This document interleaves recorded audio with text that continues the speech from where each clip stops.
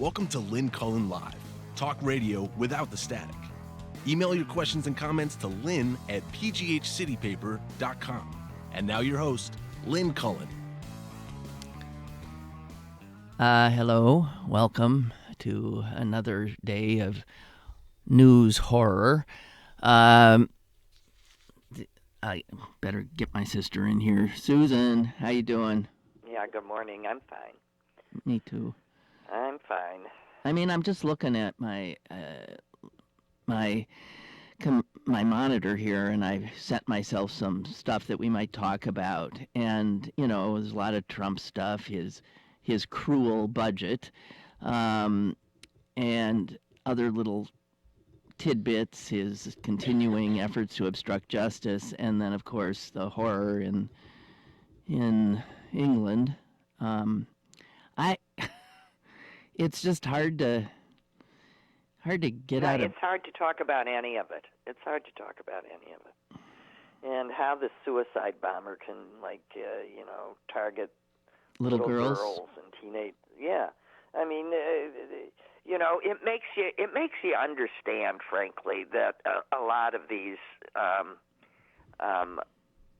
seriously ill youth that think that this is something, positive to do, is really motivated by so many other issues in their lives. It's just.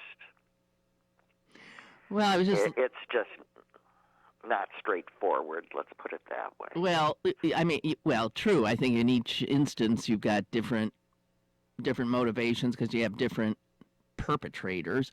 Almost all of them, at some level, probably are alienated from whatever they're. I'm sure. Yeah, they all share in common. I'm sure an alienation from general society. But then beyond that, why they pick the particular targets they do is it begins to be interesting, as she says, in a way that removes her from the situation. Well, it's just too much. I mean, I think they look for crowds. I mean, I think if you're as deranged as you'd have to be, I don't know that you'd consider, but those are little girls. I won't do that because she attracts, a young female audience. I don't think they're thinking in those terms at all. They're thinking in terms of just killing as many people as they can and going out in a blaze of glory. I don't know. I mean, there's no way that we can get into their heads. Is it? No. I can't. No, and last night, listening to the coverage, I found it fascinating for the first time that someone said on the air that it's very easy to tell if it's a suicide bomber or not, because the suicide bomber blows up in a very particular way, with his head going in one direction and his torso going another and his legs going another. Now, I swear I've never heard that. Of course, it makes sense. But I've never heard anybody be so brutally candid about how you locate the bomber. God Almighty! Well, he waited till everybody else. He waited till the concert was over. Did he? Yeah. Yeah. He was standing at an exit. Yeah. Standing at an exit. So he waited till the concert is over, and they start coming out.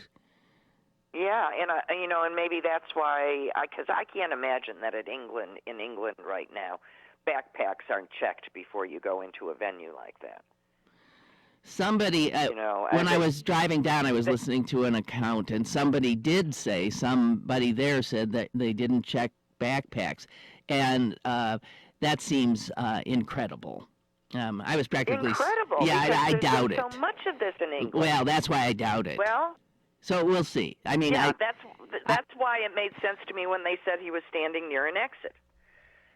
Well, if he was on the periphery, I mean, okay, maybe they did check backpacks, but he was in a place where, just outside that ring of security, maybe waiting for people to exit. So I don't know. I've just been trying to make sense of it, because if we can't get into a football stadium or a baseball stadium anymore without, where women can't carry handbags, backpacks are simply forbidden. I mean, no one can get into these things anymore in the United States carrying anything like that, much less having it checked. you're simply not allowed to bring it in. So how England, that has had so many more of these things than we have, would not already be in that place doesn't make sense to me. Okay, well then I think it's an apocryphal report. I don't think that's true. I don't think that there'd be a venue that large in a city that has known terror attacks before and is well prepared to deal with it. I don't believe that. I'm sure that people were searched. I don't know why I'm saying that, because because as you say, it doesn't make it. It just we doesn't don't make know. any sense. I'm just trying to put it all together, but Well. it doesn't make a whole lot of sense to me. All right. Well, we don't know. So we know a bunch of innocent young people have been killed. Others. Here's what we do know. We do know that the President of the United States is planning a well-publicized terrorist attack on the poor in this country. Yes, we know that. We do know that. And his budget is going to be unveiled today. And everything I have read about it is so mind-blowing that, I'm just reading some headlines here. You couldn't make it up. No. Huge cuts to disease prevention. Huge cuts to all the safety nets that keep food in poor children's bellies. You can't make it up. Why would it has no chance of passage. None.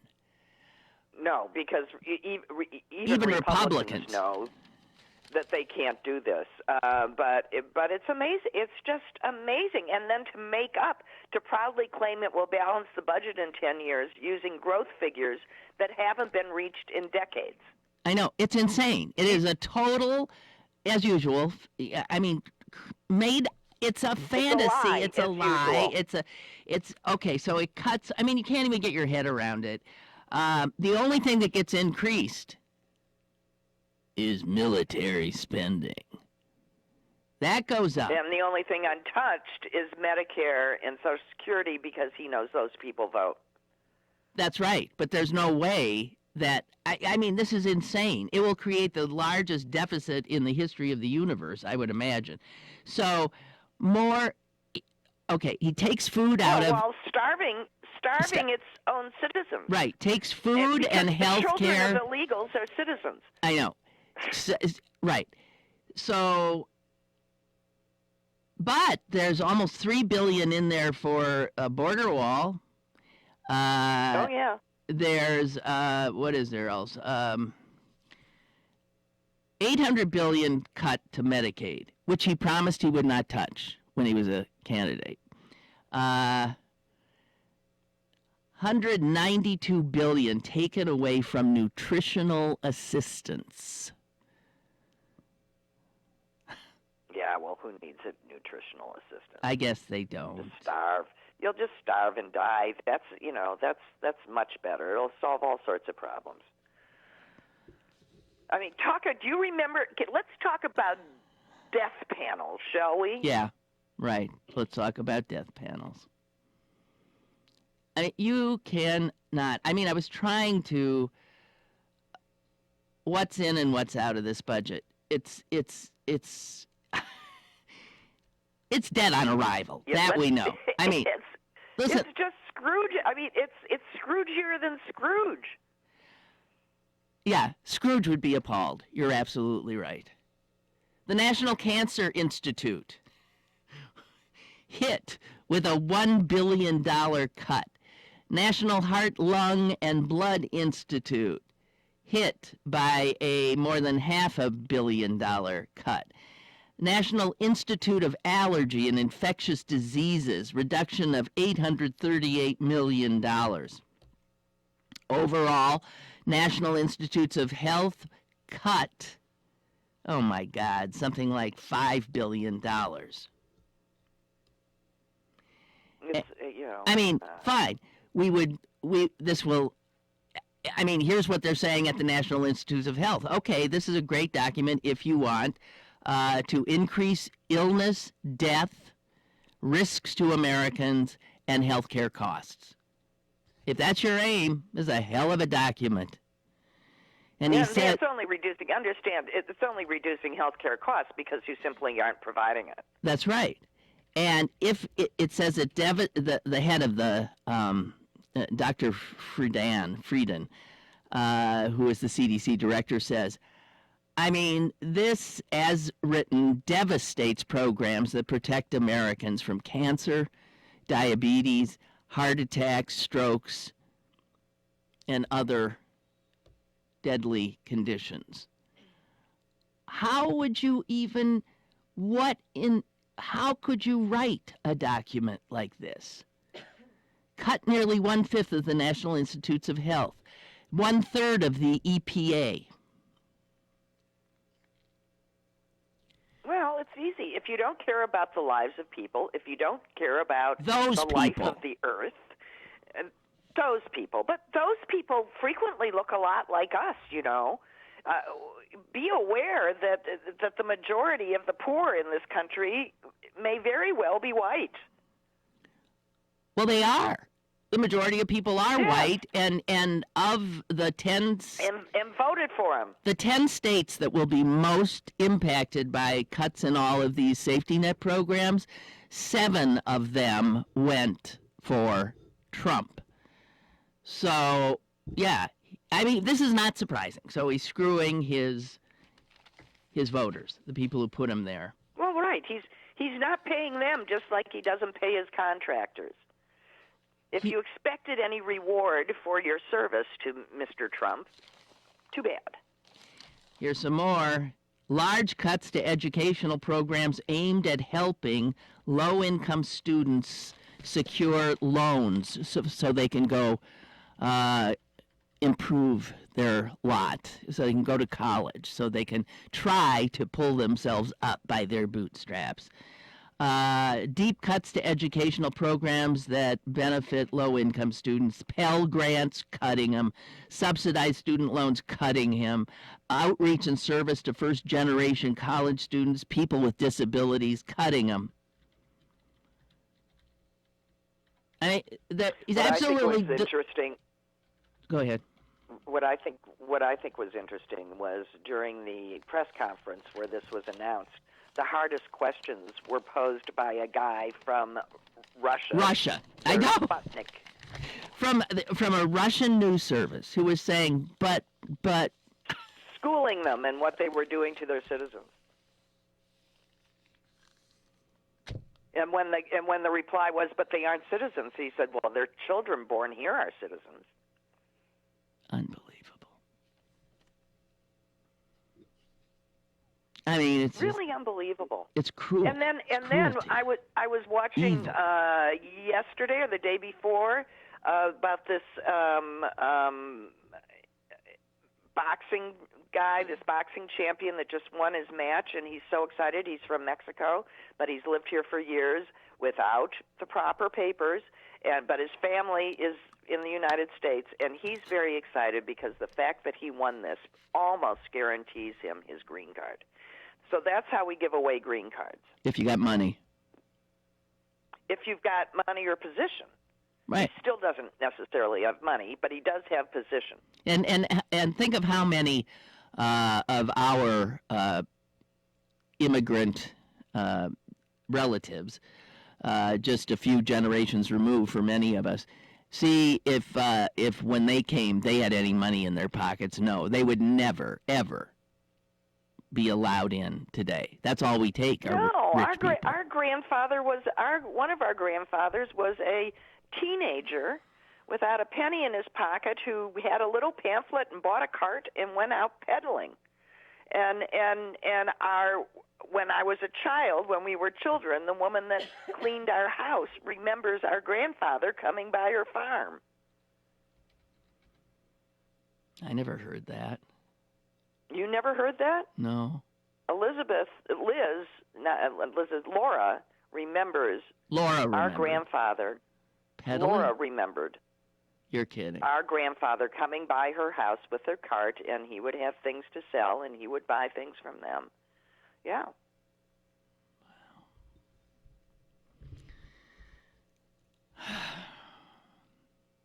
So anyway, Suze. Yeah, it's just, yeah. Well, I mean, it leaves you. It just leaves you sick to your stomach.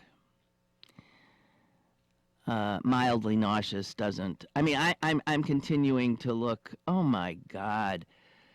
82 million cut to the center that works on vaccine preventable and respiratory diseases, such as influenza, measles. Also cutting programs on HIV, AIDS, viral hepatitis, sexually transmitted infections, tuberculosis prevention. One of the biggest cuts is to the chronic disease prevention programs, which are designed to help people prevent diabetes, heart disease, stroke. No wonder Melania wouldn't hold his hand. I don't think that's what it is. The Agency Center on Birth Defects and Developmental Disabilities cut 26. Here's the headline: cut 26%. Trump to the United States. Go ahead and die. Yeah. 17% cut to the CDC's global health programs that monitor and respond to disease outbreaks around the world that could well then come here.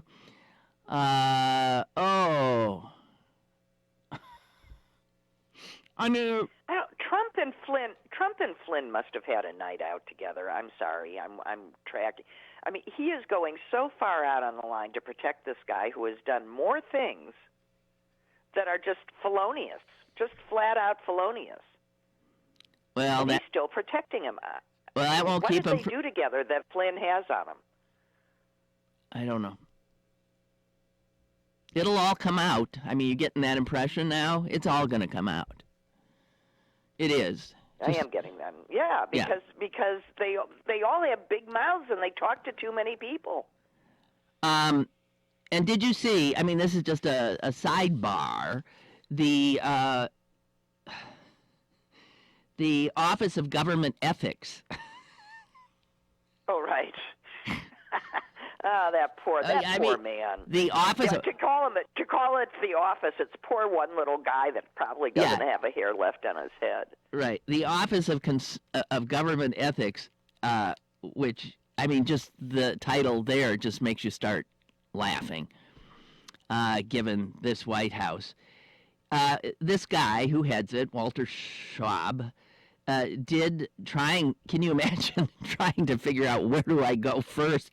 He did request that the White House give him, as do all other federal agencies, a list of people that are now working in the White House and those agencies who were just a few months ago or a year ago lobbying the government for certain things, for industries that they now are supposedly regulating.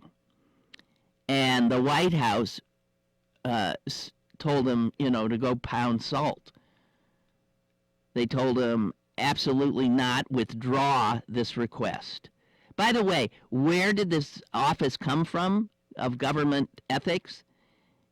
It was created after the Watergate scandal.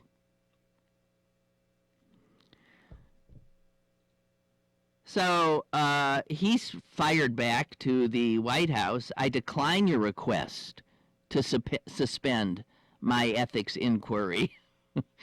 The fact is what is known is that dozens of former lobbyists and industry lawyers have flooded in now to our federal government and are actively, I mean, it's the wolves in the hen house. It's just, they're having a field day, throwing out every regulation that they tried to get rid of when they were lobbyists, but now they are in government.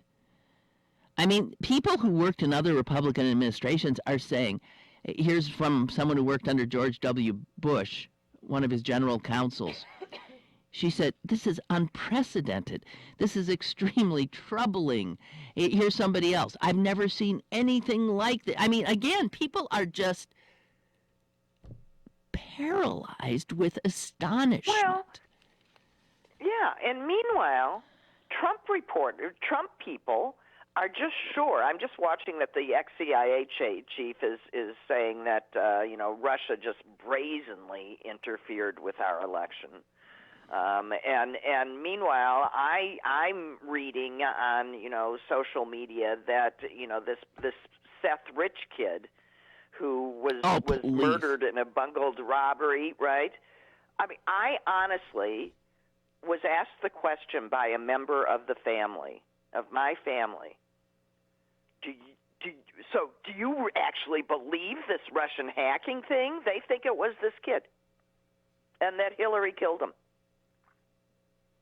I was just telling the audience yesterday about Seth Rich, because if you don't watch Fox News or read Breitbart, you don't know who he is. You know who the hell he is.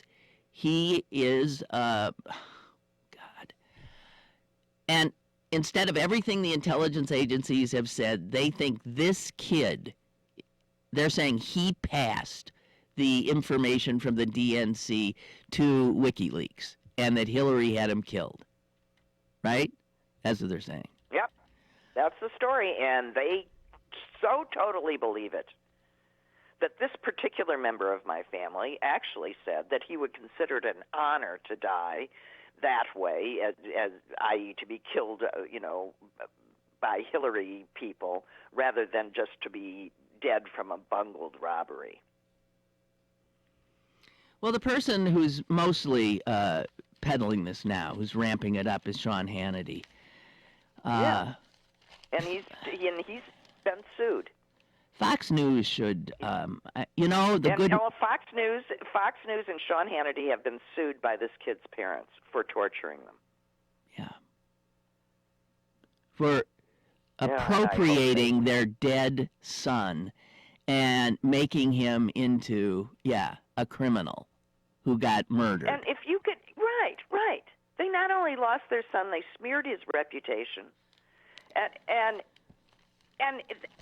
the cold-heartedness of these people who take other people's tragedy to make money out of it and to lie about it and to mislead gullible people in this country is sickening. It really should be actionable. And I hope they win and win big, because it's done with forethought and malice. Here's the problem. You can't slander the dead, and the kid's dead. Well, you can slander the reputations of his parents and family and the stain on the name. The dead do have rights, Lynn. They do. Not many. I'm not sure about that. And his living parents have rights to their good name and the right not to be lied about, and they're pulled into this too, because what kind of parents don't want to know the truth? That's what they say about the parents. Oh.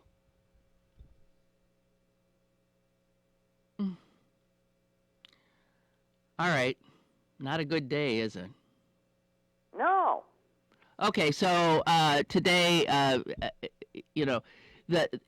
one thing you have to say, and here's something that make you feel better. Wow.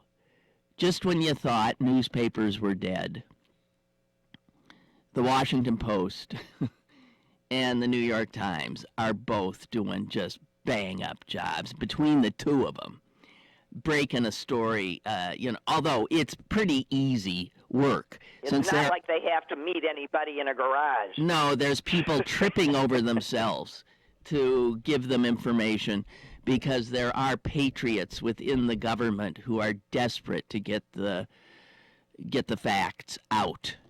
And at some point, really, the Republicans are not going to be able to stand in the way of the tsunami of fact and reality. That they are willing to destroy their own country to protect their reelection. I so hope this blows up in their faces. I so hope it does. Well, I mean, and I hope that no one will hire them or have anything to do with these weasels ever again, and they are branded the treasonous creeps that they are. dream on. Dream Well, on, I'm dreaming. Suze. That's what keeps me alive. Dream on. So you mentioned, just for the sake of a little bit of a chuckle, you did mention the great video of Trump arriving in Tel Aviv and walking down the, carpet. Somebody must have whispered in her ear, "You're 5 paces ahead of her again." Well, she's always walking behind him. And I also read a piece about how the Saudis loved her because she's very quiet and she walks behind her husband. They didn't like Ivanka so much. She comes on too strong. But, they loved Melania. Yeah, but Ivanka came out of there with a pledge for $100 million for women, $100 female million entrepreneurs. to her not yet existent foundation. Right. Which actually is something, I think she was doing it on behalf of some, the World Bank thing.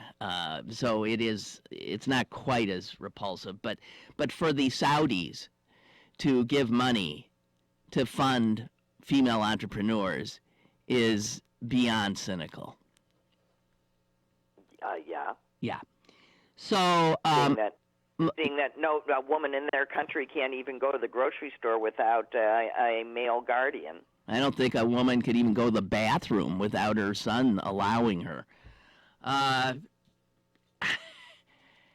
It's, I mean, oh God. So we didn't even finish. So in case people for some reason didn't see it, so he I think he saw Bibi and his wife holding hands. I think he thought, something. Walking together. Oh, right. I'm supposed to. So he puts his hand out to grab Melania's, and she just, well, it wasn't like she batted it away, but she. Yeah, she did.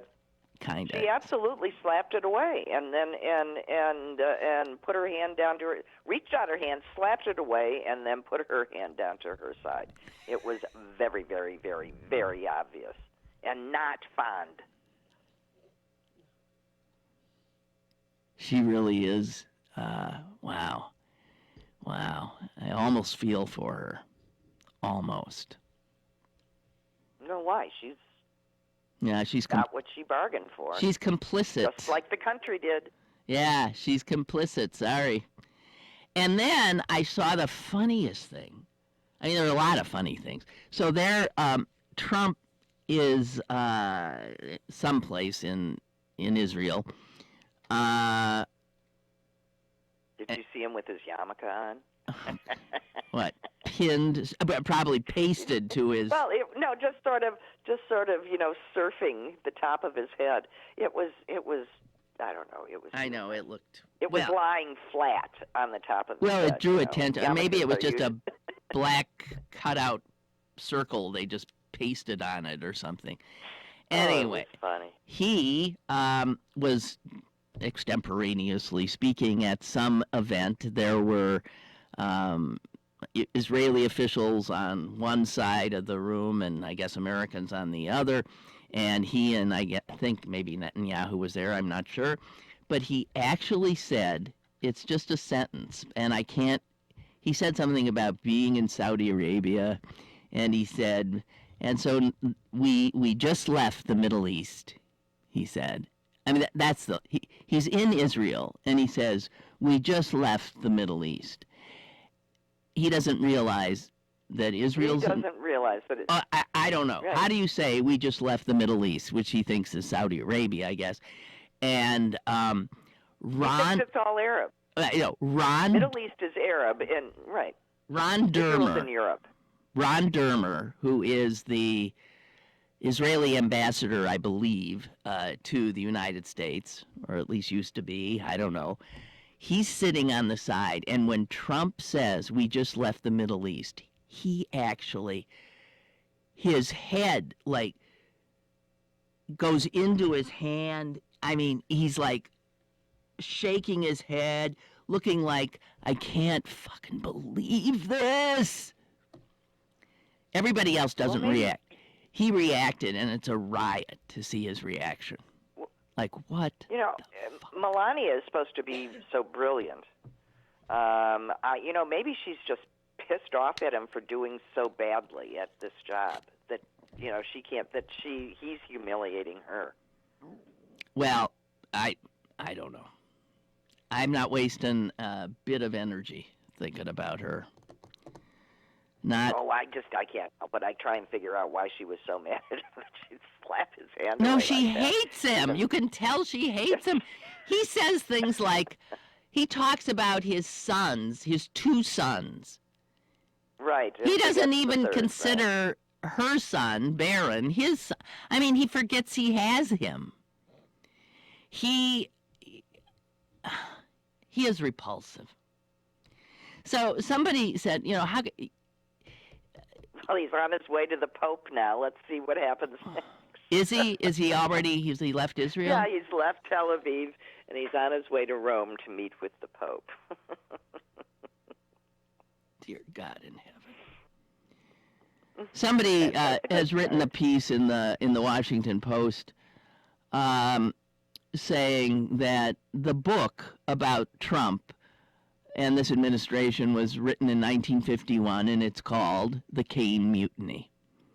That he is Captain Queeg in every way. And if you think of that, if you saw the movie... He is. That's Humphrey Bogart playing this paranoid, crazed, insecure... Inadequate. Whatever, total fuck-up of a captain. Well, he was making bad decisions. Yeah, and he's blaming other other people left and right. He was, endangering things. Captain Queeg. That's who he is. That's exactly who he is.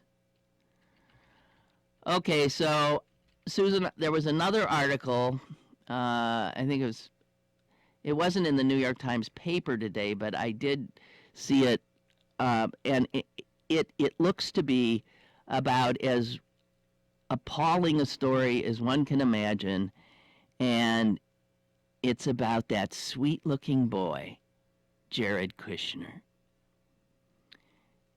And it's about how he does business. And it's about how Jared, who's supposed to be somehow more respectable, than his father-in-law, it's a story of a woman that he went after, a poor woman, a single mother with children who managed finally to get a townhouse, Section 8 housing, small unit in outside of, I think, Baltimore. And according to the article, most people would look at this place and say, God, this is horrible. But to her, it was heaven. She says, I mean, there were bunny rabbits hopping around. So she'd been living in Baltimore slums. And because there was grass around this hellhole. Anyway, she ends up leaving. She gets all her, she's told she can leave and transfer. She submitted a request, gave 2 months' notice that she was transferring her Section 8 voucher. And everybody that's supposed to sign it. She gave notice in accordance with the lease. 3 years later, she receives a summons that she was being sued for $3,014.08 by the owners of the building. It claims she owed money for having left before her lease expired, though she'd done all the things she was supposed to do. Again, this is a mother raising 3 children alone while taking classes for a bachelor's degree in healthcare administration. 2 more summonses followed. Eventually, the cost went up to $5,000 with interest. There was no way she had anywhere near the money. She was in desperation. Turns out, the people that were suing her is a firm called Kushner Companies, led by Jared Kushner. This is the way he does business, apparently.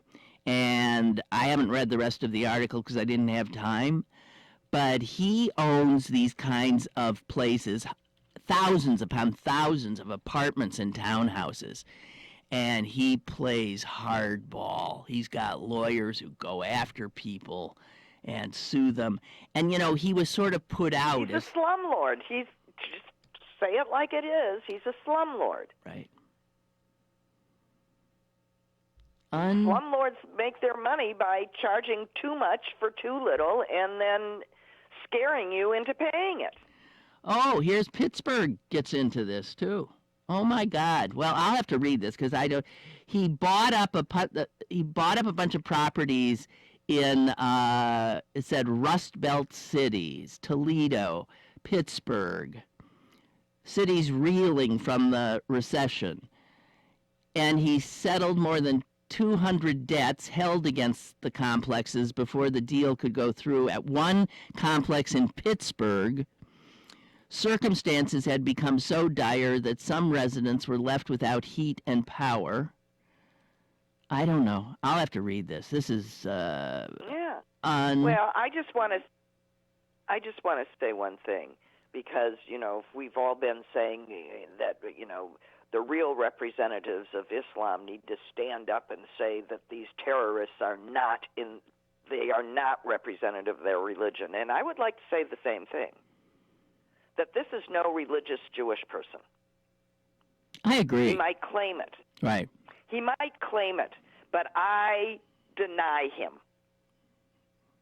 He is not representative of my religion. He lives and the down values to it teaches. all of the Right. worst stereotypes, and does not in any way represent the very basis of Judaism, which is to leave the world a better place than you found it. Well, he's gonna end up in. I cast him out. Yeah, I'm with you. Well, I got to do myself what, you know, I think other people should do, so I'm doing it. Wow, this article, I'm just paging through it, Susan, and they went after people. They broke people. Yeah. Oh, Sure they I mean, did. this is a very, very long article. They broke people. Little people. Yep.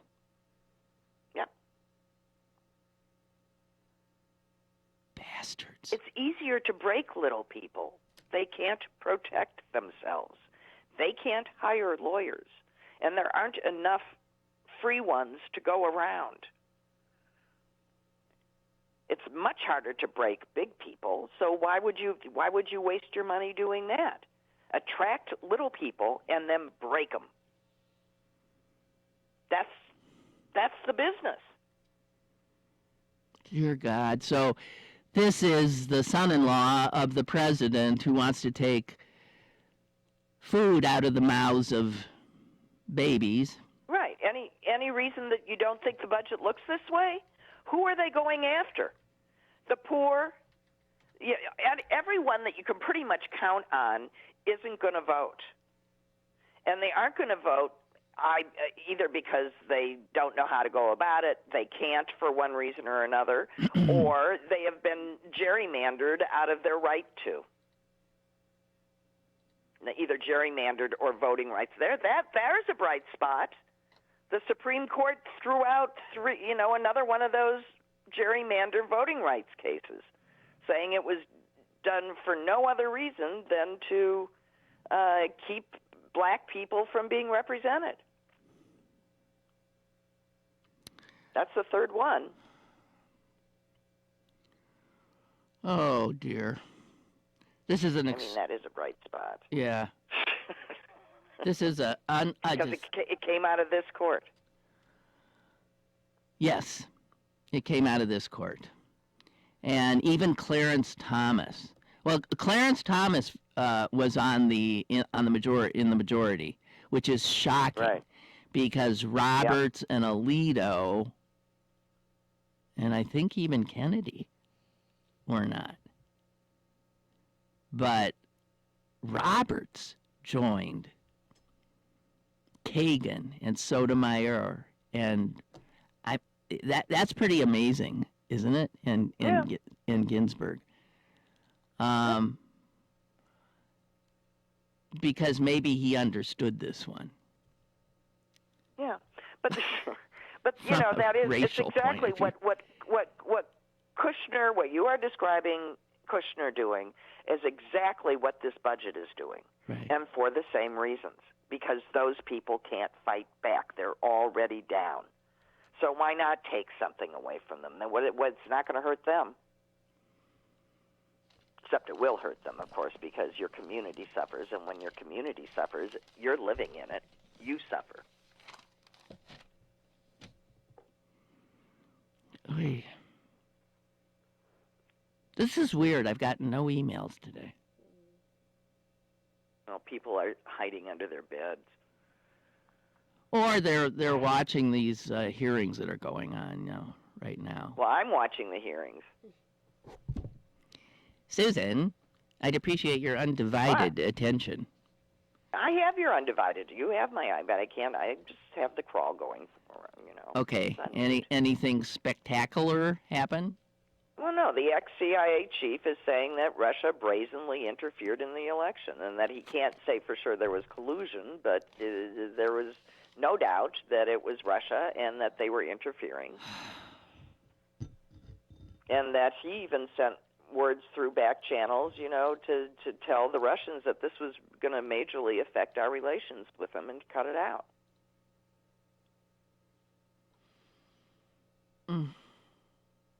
And Trump's lawyering up.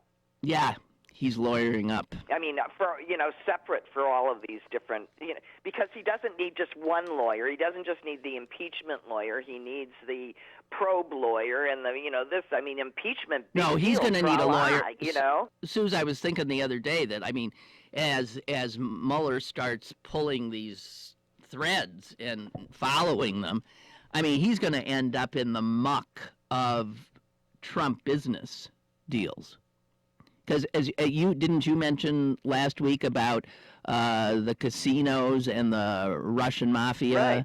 And so it's going to get into that, and he'll end up in major difficulties, legal difficulties about his business dealings.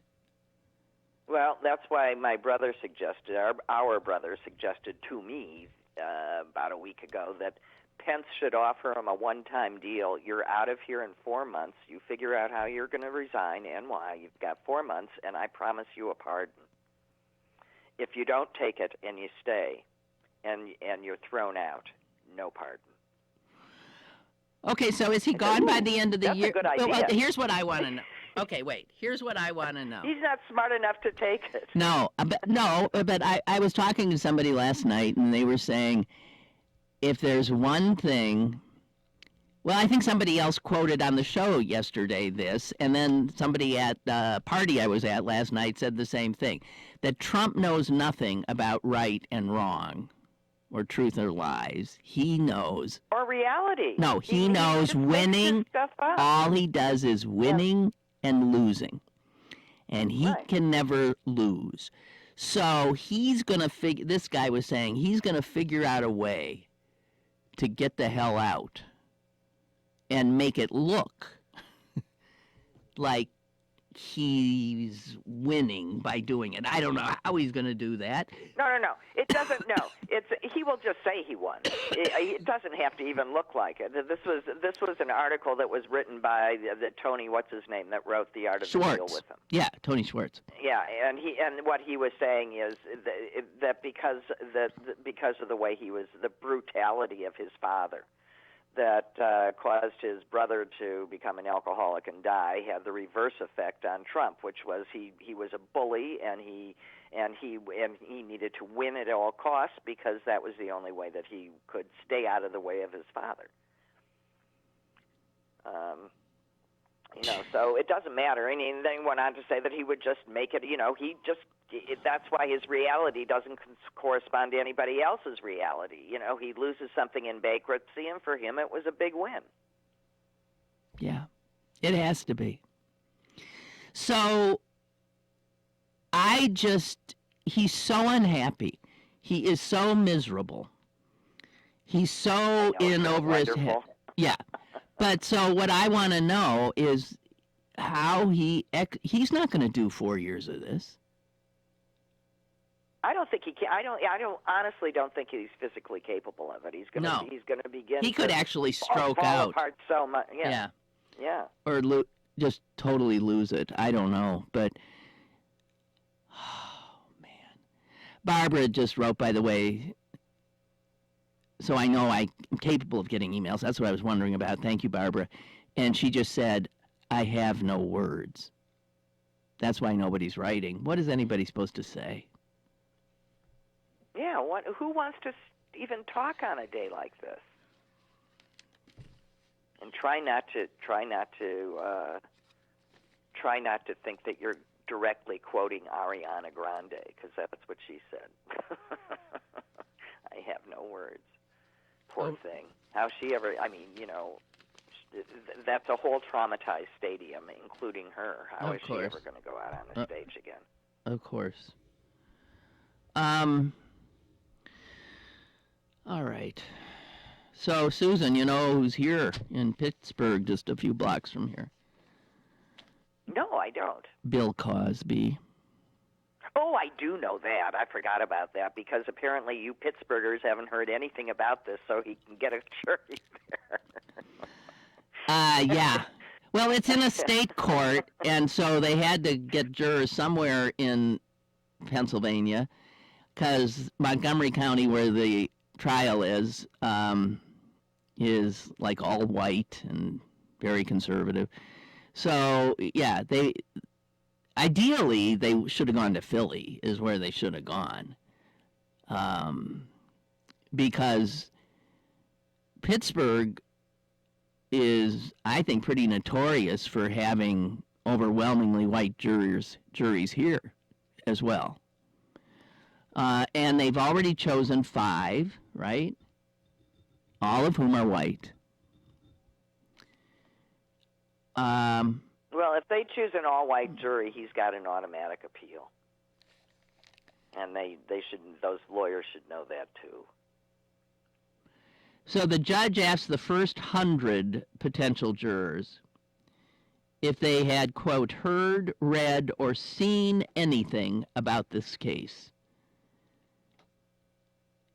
More than 80 of them said yes, which means that there were 15? 20 people are deaf and don't read.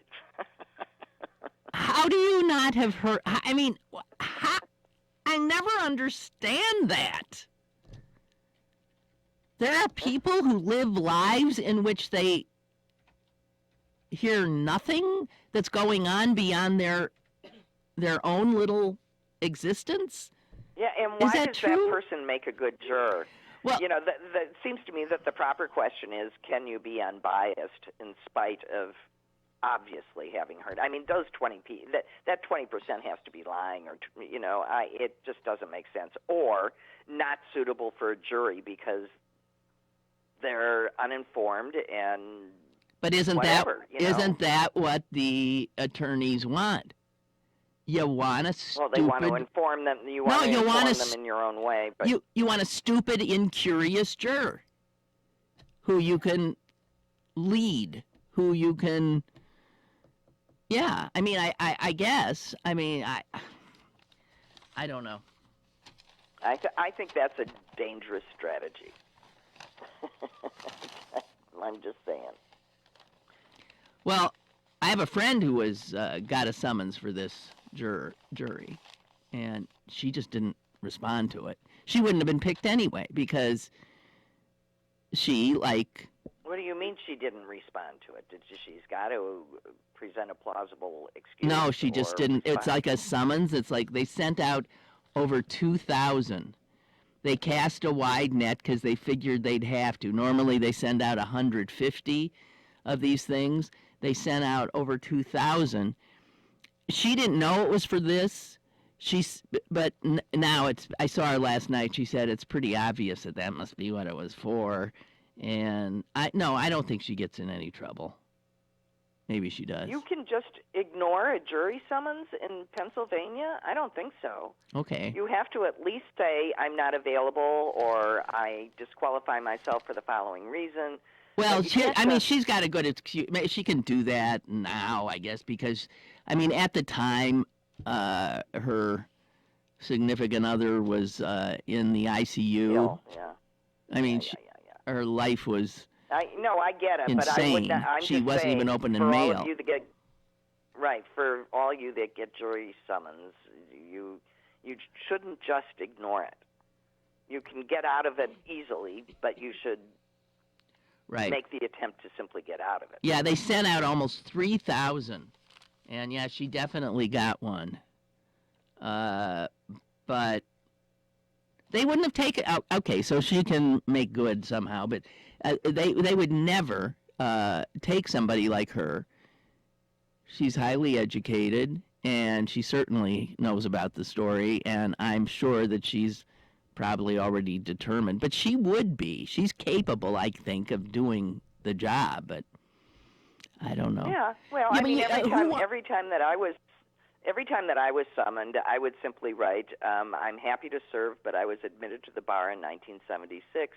Do you really want me? And I'd immediately get you're excused.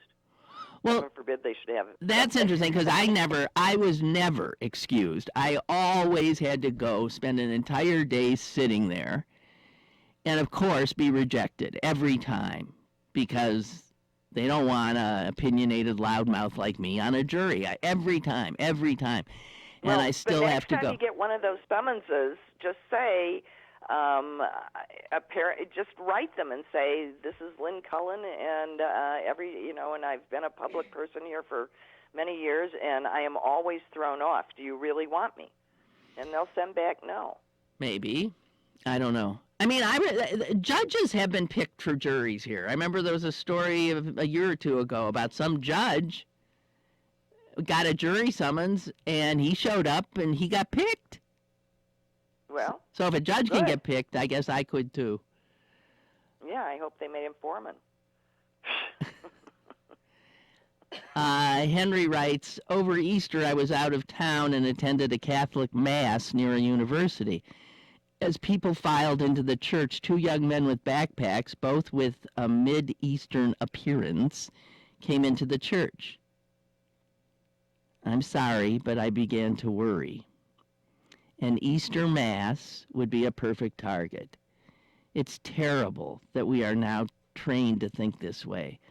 What are we to do? Disallow bags in church? See, Henry, and they were not terrorists because there were not bombs in their backpacks. They didn't blow you up. It's sad what that's doing to us. Absolutely. Really sad. When I was, the last time that I was in England, which was probably, I know exactly when it was. It was because my daughter was in a college program there, and we went over to have Thanksgiving with her, so it had to be about 12 years ago. But all of this stuff was, going on, and I remember getting on the subway and sitting across from a guy that was absolutely what he looked like, except he was clutching his backpack to his chest. And I sat there terrified, and he was nobody except for a guy clutching his backpack to his chest. This is damaging us all in terrible ways. And not to mention the poor guys with the backpacks in all of these situations. Who's quite sure that I'm sitting across from him looking terrified. And afraid of him. Yeah. Yeah.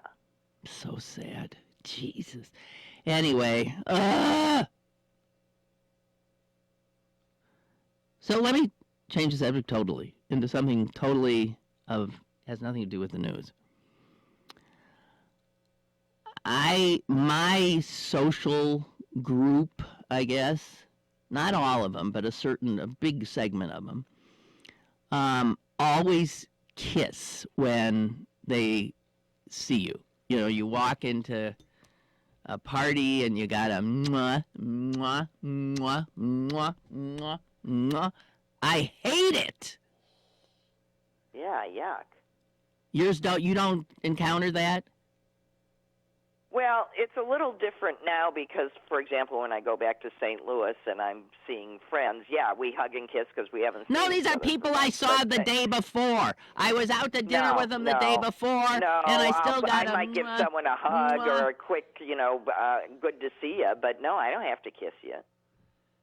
So I said the other night. I kiss my kids every time I see them. It was about let's see, 2 nights ago. I was at a lovely dinner party at someone's home, and a woman who was late arriving came in, and everybody said, "Oh, hi!" And then we were all at this huge round table, and she actually went around obligatorily kissing every single person there till she got to me, and I held up my hand and I said, "I can't do this anymore." She was offended. I said, this is crazy. And a lot of times it's like uncomfortable because someone comes at you with lips and you're turning with the cheek, you don't know. Yeah, I'm holding out my hand. I just hold out my hand to people. Oh, dear. So did anybody at the table come to your impolite defense? No, there was a little bit of laughter, but I think everyone was embarrassed because it's my kissing crowd. They just kiss all the time. You kiss the women, you kiss the men, you kiss this, you kiss that. Sick and tired of it. So that's not common then. So I'm in this little crowd that does that. I want them to stop or just stop involving me. But I think I'll end up offending them. I mean, it's unnecessary. It's okay. Quickly. Well, it's sort of meaningless. I mean, why can't I don't know. Hi. Why can't a good to see you and a warm handshake or a hand on someone's arm? It's so good to see you. Why do you? I know. Why do you? I mean, that makes more sense, especially if you have to wait in line to get your kiss, which is what it is when you're going around a table. For heaven's sakes, why wouldn't you, for example, kiss your hostess and then wave to everybody else? So nice to see you. Sorry, I'm late. That's what I do. I wouldn't even kiss the hostess. No. Okay, we got 2 quick emails to get in here. Mary Ann says, I think Jared Kushner is part owner of a low-income housing complex in Baldwin. Yeah, I mean, probably because they said they bought up all these places because they like getting poor people's money. Brooke says, regarding the budget, first you must know the art of the deal. Ask for way more than you know you can get, and then meet in the middle. You give up basically nothing, and your opponent thinks they got something. Well, yeah, but this is... This isn't the art of the deal. This is, this is insulting. It's disgusting. You aren't supposed to start. You get to live in hell, and I'll let you up to the middle ring. You know what this budget is called? It actually has a title. A New Foundation. Destroying America. No. A New Foundation for American Greatness.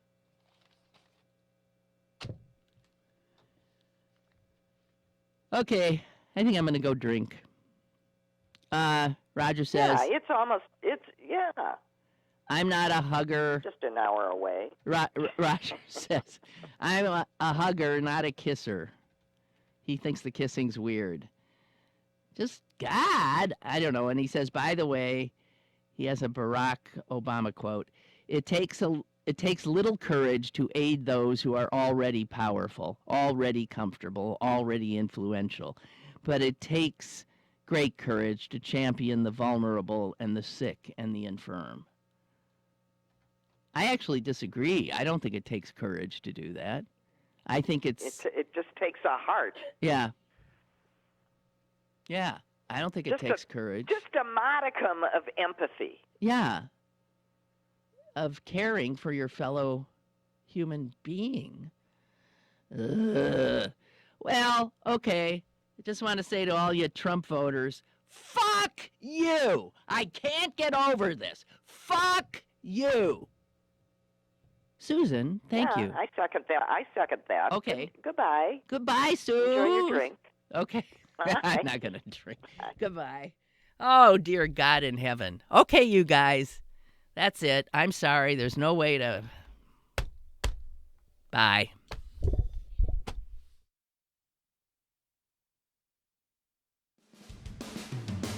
Lynn Cullen Live, Monday through Friday from 10 a.m. to 11 a.m. and archived at pghcitypaper.com.